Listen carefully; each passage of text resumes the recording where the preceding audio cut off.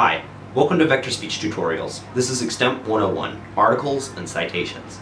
Today we're going to take a look at a few details about sources, examine some questions that will help you figure out whether or not you should cite a source, and then finally examine a few tips and tricks for citing within speeches. First off, let's take a look at a few ground rules for citing sources within your speech.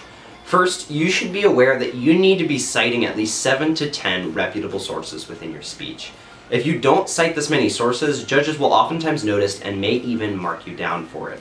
It just presents an overall air of credibility and reliability when a competitor presents that number of articles.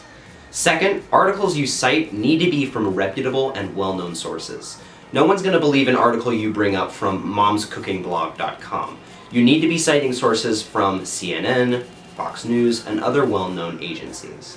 And finally, citations within your speech should be brief. The information they provide should not be making up the majority of your points. Your analysis and your argument is what should be the main body of your speech, and the evidence and research you do should merely support that, not make it up. Next, let's take a look at a few questions that will help you figure out whether or not you should cite a particular source. The first question you should ask is the information this article provides necessary and relevant to my point? If not, it's obvious you shouldn't be bringing that into the round.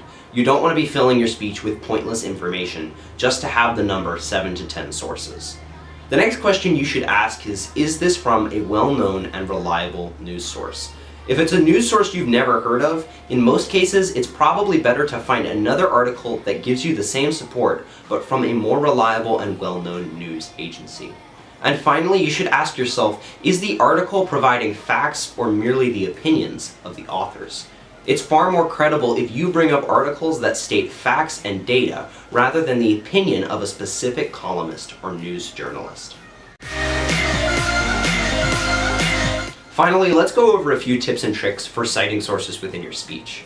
First of all, you should never use articles with long amounts of information that can't easily be summarized. No one wants to listen to an entire grad dissertation, so if you find an article that simply can't be summarized, don't use it. If it's short enough, you should, but if you can't summarize the information and the entire article is far too long, you can't bring that up within your speech. It will ultimately use more time and waste your potential rather than help your speech along. And finally, you should always state the source and date of any information you bring up within your speech. Judges will need to know where you got that bit of information or where you got that graph of data, and you should always mention either the author or the news agency that it comes from, along with the date and the year that it was printed. Thanks for watching. This has been Vector Speech Tutorials, Extemp 101, Articles and Citation. Make sure you check out some of our other videos to learn more about the basics of speech.